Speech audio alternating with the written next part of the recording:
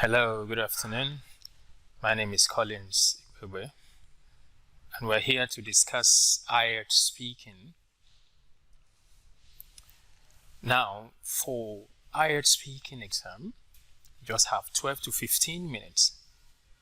Okay, so you don't really spend much time on the speaking. Actually, the speaking has the least number of minutes among all the IELTS section.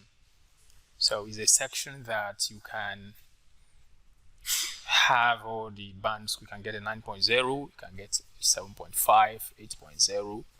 It affords you the greater opportunity, or more or less the greatest opportunity, to get a very high band score. As I always say, everybody can speak. Okay, so for your assessment criteria, IELTS will assess you based on 4 parameters. The first one is fluency and coherence. The second one is lexical resource. The third one is grammatical range and accuracy. And the fourth one is pronunciation. Now, under fluency and coherence, the examiner wants you to avoid repetition of ideas. Do not repeat yourself. Do not repeat your ideas. Instead, make sure you flow in your delivery of your point or your ideas. Okay, speak naturally. You are not expected to be too fast or too slow. Okay, even if your natural pace is somehow slow, the examiner knows. If your natural pace is fast, the examiner equally knows. But when you are unnaturally slow or unnaturally fast, it will count against you. Okay, so speak effortlessly, without any hesitation. Don't show that you are struggling to speak. Don't show that. Do not overuse connectives or fillers such as while, okay. If you use such after every sentence, it will count against you under fluency and coherence.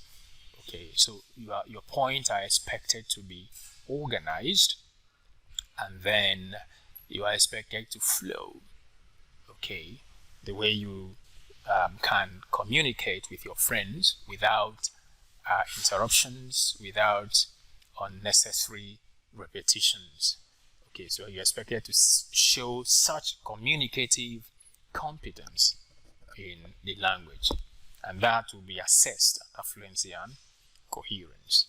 Okay, then the second criterion is lexical resource. Under lexical resource, you are expected to paraphrase. That means use different words and expressions to pass across the same message. Okay, so don't repeat the same words you've been using. For instance, you have been using beautiful and you keep using beautiful when there are other synonyms of beautiful you can use. Okay, you can use lovely, you can use fascinating, okay, you can use attractive depending on who or what you are referring to. Okay, so such matters, such words are important.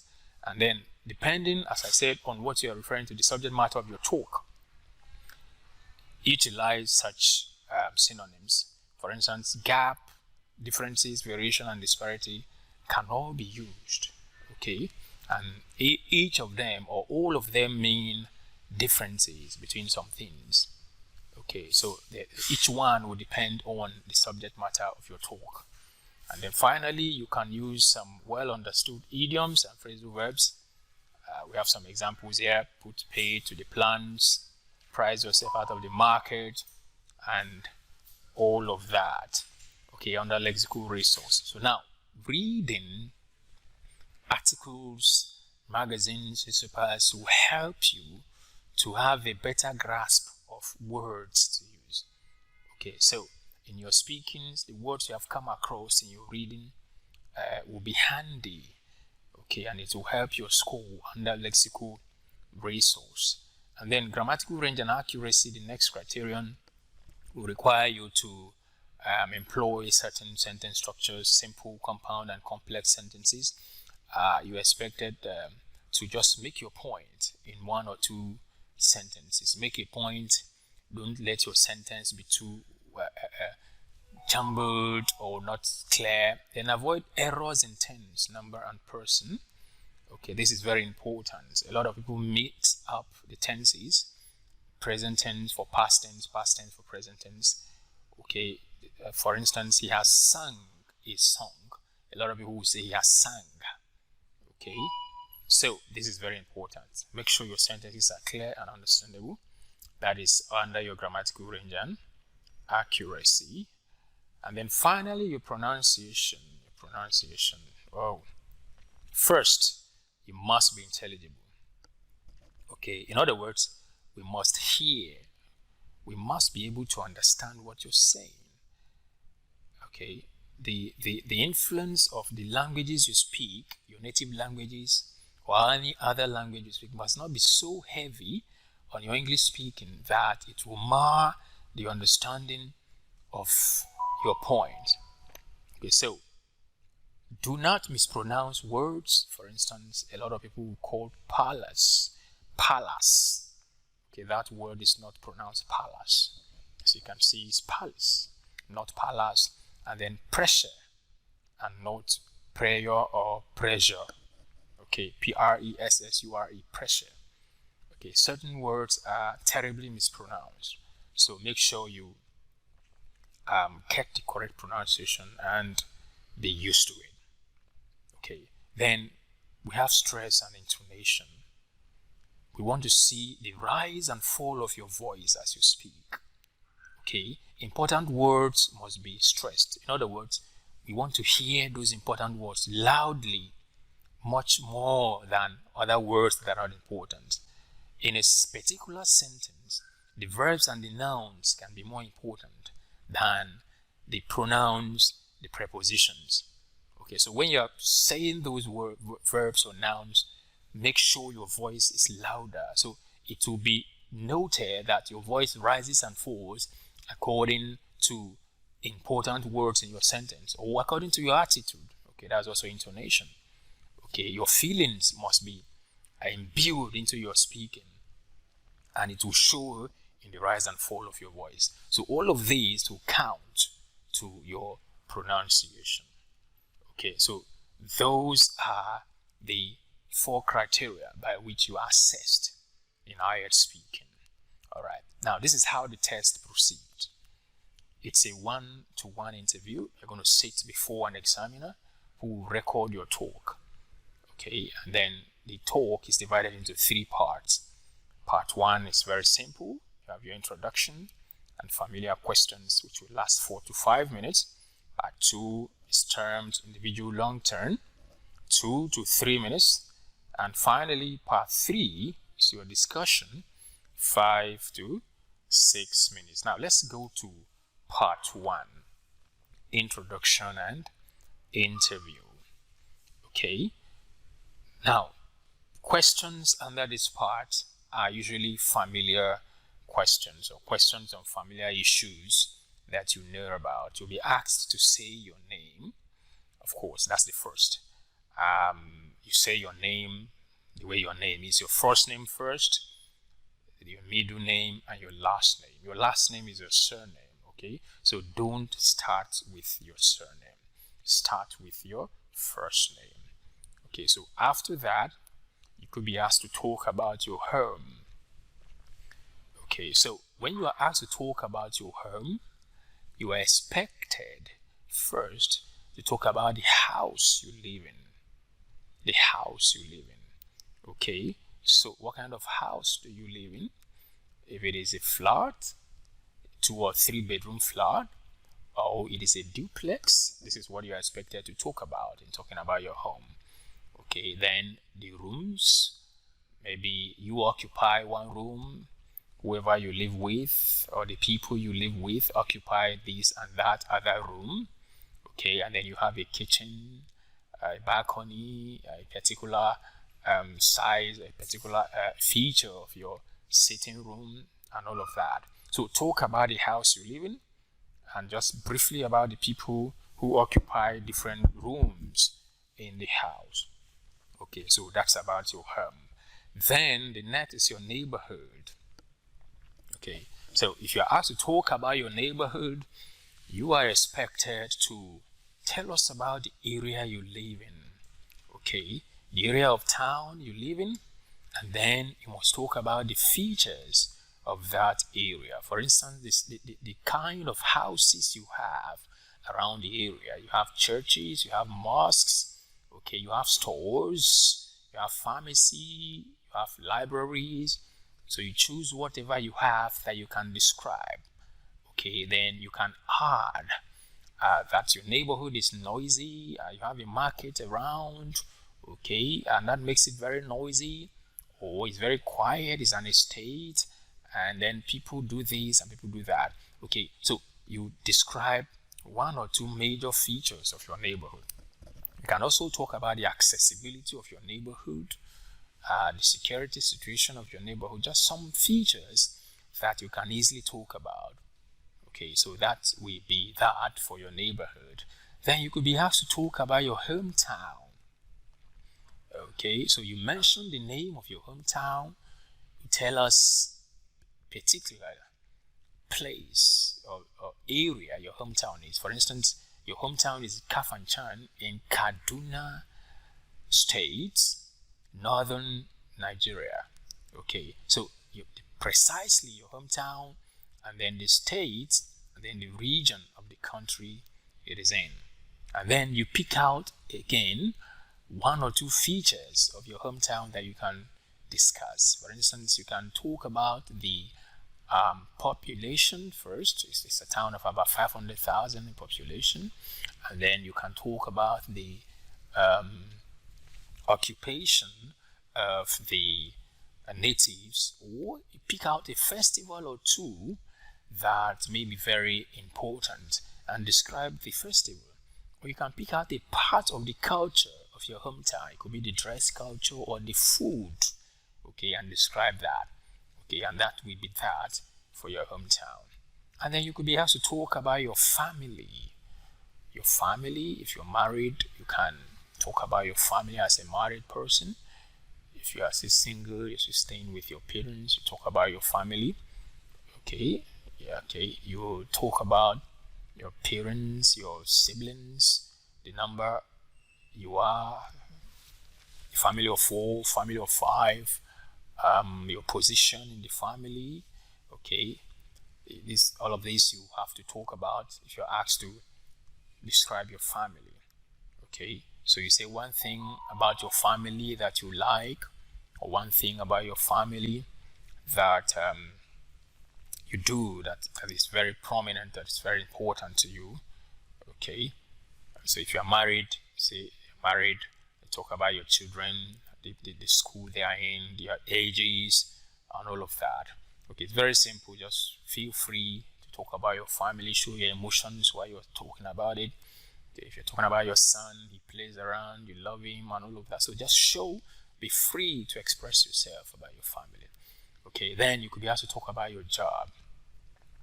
Okay, so you are expected to say what you are. For instance, you're a doctor, okay, and then where you work in a general hospital in Lagos.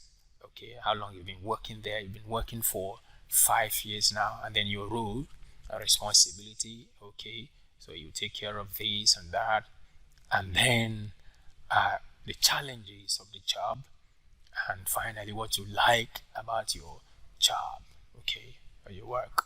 So you talk about that and be specific as you are describing your responsibilities, the challenges, and the likes of your job. And then if you're a student, you could be asked to talk about your studies. Okay, so you say what you're studying now, the school where you are studying, your level, and then what you like about the course you're studying, and of course the challenges you face in your course of study, and any future plans about your studies. Okay, and then finally you could be asked to talk about your interests or hobbies. Okay, this could revolve around many topics such as your weekend, how you spend your weekends, your hobbies, if you like music, the kind of food you like, okay, and all of that. Okay, so each question will come and you have to feel free to express yourself, okay, and be very natural. Okay, so for each answer you give, you make sure it is not short. You expand on it. For instance, how long have you lived in Lagos? If you just say, well, about 5 years, oh, that's not good at all. Okay, how long have you lived in Lagos? Well, about 5 years. I was actually born in Ontario, Canada, but after some time, my parents decided to move back to Nigeria. That was when I was 17. So I've actually stayed for 5 good years now in Lagos. So you expand on your answer. That will show that you understand the conversation, the tenets, the basics of conversation and speaking.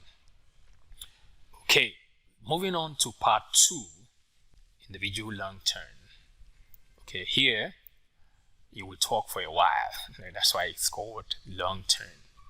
Okay, so feel free and be confident.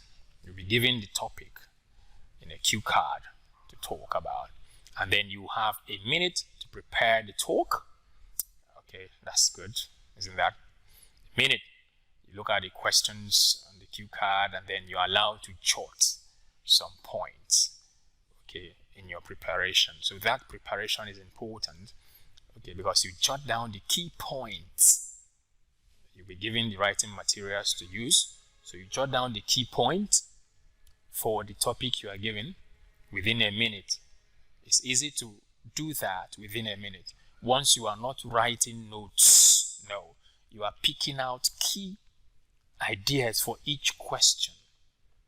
Okay, so when you are done within a minute, then you have a minute or two, between 1 to 2 minutes to talk. Okay, so you are now expected to do what? To pick answers, or rather to pick points from the note you have made to facilitate your talk. Okay, so part 2 is simple and straightforward. You go ahead and talk. Okay, we're going to do an example after all of these, and then you will see how you have to prepare within a minute, okay, by just writing out the key points for each question, 1 or 2 words answer for each question, 1 or 2 words for each question, and then you go ahead and talk from there. You don't read from the paper, you don't keep your eyes on the paper, you face the examiner, okay, and then you talk. And at some point, you can look at the paper and you continue talking. Okay, so this part 2 has a fixed structure. So once you practice more, you get used to it. Okay, so you answer all the questions on the cue card, and then you make sure that your answers are more than a minute, because if you answer under a minute, you will not get a good score. In fact, some examiners will signal to you to continue talking. Okay, it shows that you have not made good use of the time that you are given. Okay, so that is for part 2. Then part 3, you have questions connected to the topic in part 2, and then some other general questions. Okay, here you relax because questions will be coming and you're expected to confidently answer them. So you discuss on issues related to the topic you are asked in part 2, or to some other ideas the examiner may deem fit to ask you to talk about. So just express yourself, support your opinions with examples, and then you can end your answer for any of the talk. So now, this is very important now. For every question you are asked, start your answer with a rephrasing of the question. In other words, start your answer from the question. You can repeat the question. In other words, you can use synonyms for the question and then go straight to the answer. Okay, so answer first, then explain, then come back and summarize. Okay, we'll take that again. Once you are asked a question, go straight to the answer. After your answer, then explain your answer. Then after explaining your answer, summarize, restate the question and answer again. So with that, you will hardly respond off topic. Okay. So of course, once you understand the question, by noting the keywords in the question, so you start your answer from those keywords, okay, and then explain your answer, and then repeat or restate your question and answer again. Okay, so it's very important. It's very important. Okay, so and for some difficulties in not speaking clearly and repeating questions, you need to do a lot more practice to get used to that. And then, of course, pronunciation and fluency errors must be avoided. Identify those words that are problematic for you, and then make sure you get the correct pronunciation. You can look up the words in the dictionary and get the pronunciation. We will be looking at some of them. You'll be asking us questions for some of those words if you're confused about their pronunciation, and we will gladly help you. And if you are still anxious, if you are still feeling nervous or stage fright, you need to calm yourself down, believe in yourself, talk to yourself, take many deep breaths, okay, and then practice. You will be fine. Okay, so don't memorize complex answers. Don't do that. Be yourself, be natural, and be ready. Believe in yourself, and you will be fine.